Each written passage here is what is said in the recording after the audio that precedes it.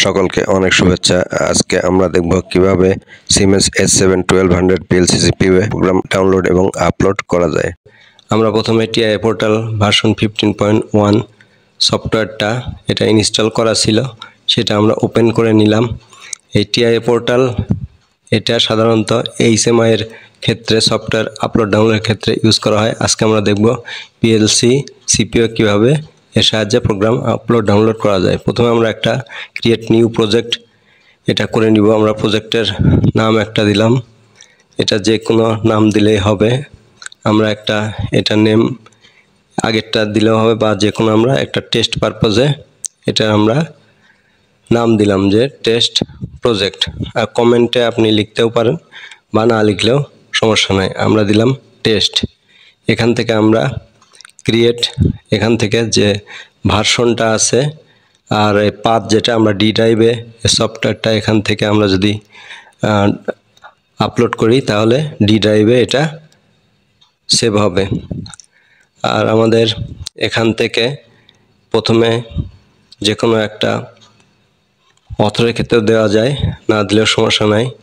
আমরা এখানে একটা টেক এটা দিয়ে দিলাম। আর ড্রাইভের ক্ষেত্রে আমরা এখান থেকে সিলেক্ট করে দেওয়া যাবে, এখান থেকে যে কোন ড্রাইভে এটা হবে। আমরা এটা ডি ড্রাইভ সিলেক্ট করে ওকে দিলাম। এবার ক্রিয়েট এটা ওকে করলাম।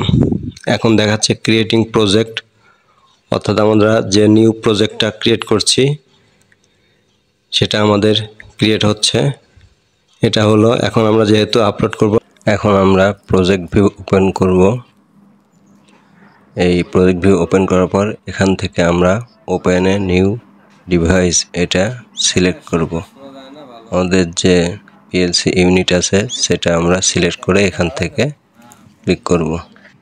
আমাদের পিএলসি সিপিইউ এর মডেল নাম্বারটা দেখে এখান থেকে সিলেক্ট করতে হবে, আর না হলে আমাদের এখান থেকে আননোন সেটা সিলেক্ট করে আমাদের পরবর্তী ধাপে যেতে হবে। এখানে আমাদের পিএলসি সিপিইউটা দেখে নিলাম। এখানে আমরা কন্ট্রোলারটি সিলেক্ট করে আমাদের পিএলসি যেহেতু S7-1200 এটা আমরা সিলেক্ট করলাম এবং সিপিইউ থেকে আমাদের নির্দিষ্ট মডেল নাম্বার এবং পার্ট নাম্বার অনুসারে আমাদের সেটা সিলেক্ট করে নিলাম। এখান থেকে আমরা যে সফটওয়্যার ভার্সন এটা আমরা সিলেক্ট করে নিব। আমাদের পিএলসি পার্ট নাম্বার অনুসারে সিলেক্ট করে আমরা ভার্সন 4.2 এটা আমরা এখান থেকে সিলেক্ট করে নিলাম। আমরা ওকে দেওয়ার পর আমাদের যে পিএলসি সিপিইউ সেটা আমাদের অ্যাডেড হয়ে যাবে। এই যে এটা আমাদের নিউ পিএলসি সিপিইউ, এটা আমাদের অ্যাডেড হয়েছে। এখানে আমরা এখান থেকে জুম ইন করে নিলে আমরা পিএলসির যে বিভিন্ন ইনপুটগুলো আউটপুটগুলো আছে সেখান থেকে এখান থেকে আমরা দেখতে পাবো। এখানে আমাদের এই যে ডিজিটাল ইনপুট এবং ডিজিটাল আউটপুটগুলো এখানে সিলেক্ট করা আছে এবং এই অনুসারে আমাদের ইনপুট এবং আউটপুটগুলো সিলেক্ট করে দিতে হবে। এখানে আমাদের ডিজিটাল ইনপুট I0.0 থেকে I1.5 পর্যন্ত এবং এখানে আমাদের আউটপুট রয়েছে Q0.0 থেকে Q1.1। আমাদের এই অনুসারে ইনপুট এবং আউটপুট আমরা সিলেক্ট করব। এখানে আমাদের 14টা ইনপুট এবং 10টা আউটপুট পোর্ট রয়েছে। এখান থেকে আমরা যে এর প্রপার্টিজ এবং আইওটেক্স এগুলো ওপেন করে আমরা এখান থেকে দেখতে পারি।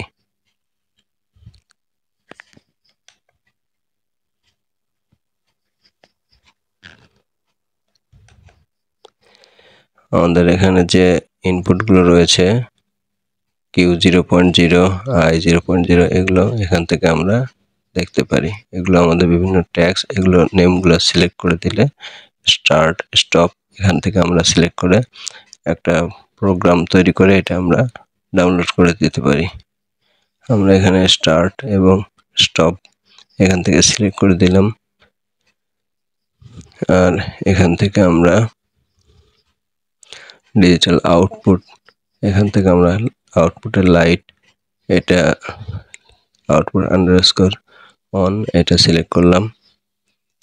এবার আমরা PLC tags, show all tags এটা আমরা সিলেক্ট করে এখান থেকে স্টার্ট স্টপ লাইট অন, এটা আমাদের অ্যাড্রেস দেখলাম যে I0.0 I0.1 Q0.0, এটা আমরা সিলেক্ট করে দিলাম এবং এটা আমরা দেখে নিলাম। এখন আমরা একটা প্রোগ্রাম সিলেক্ট করে এটা আমরা ডাউনলোড করব। এখন আমরা মেইন ওবি সিলেক্ট করলাম। এখন আমরা প্রোগ্রাম ডাউনলোড করে দেখব। ছোট প্রোগ্রাম লিখে সেটা আমরা ডাউনলোড করে দেখব। এখন আমরা একটা ছোট প্রোগ্রাম এখানে ডাউনলোড করে দেখব যে এটাতে কোনো সমস্যা হয় কিনা। আমরা এখানে ইনপুট এবং আউটপুট এখান থেকে আমরা সিলেক্ট করে দিচ্ছি। এর সাথে আমরা যে আউটপুট এটা Q0.0 আর কিউ এর একটা কন্ট্যাক্ট আমরা এখানে ল্যাস হিসাবে দিচ্ছি I0.0 এর সাথে। এখন আমরা এখানে ল্যাচ এটা করে দিব লাইট অন, এটা আমরা সিলেক্ট করলাম। এটা আমাদের সিম্পল প্রোগ্রামটা এখন রেডি, এটা আমরা এখন ডাউনলোড করব। এখন এটা আমরা ডাউনলোড করার জন্য click on the download device, এটা সিলেক্ট করে দিচ্ছি। এটা আমরা সিলেক্ট করে দিলাম। এখানে আমরা PGPC interface Realtek USB-B family ethernet adapter এটা সিলেক্ট করে দিলাম এবং আমরা স্টার্ট সার্চ এটা দিলাম। যে এখানে আমাদের পিএলসি এখানে দেখাচ্ছে অ্যাড্রেস 192.168.0.1, এটা আমাদের আইপি অ্যাড্রেসটা। এখান থেকে আমরা দেখে নিতে পারি যেটা আমাদের সঠিক আছে কিনা।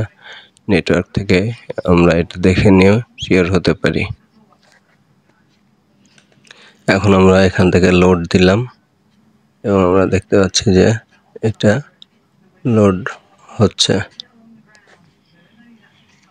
এবার আমরা কন্টিনিউ উইদাউট সিনক্রোনাইজেশন এটা আমরা সিলেক্ট করে দেব। এখান থেকে আমরা স্টপ অল এটা দিয়ে আমরা লোড দিয়ে দিব। এখন আমাদের প্রোগ্রামটা লোডিং হচ্ছে।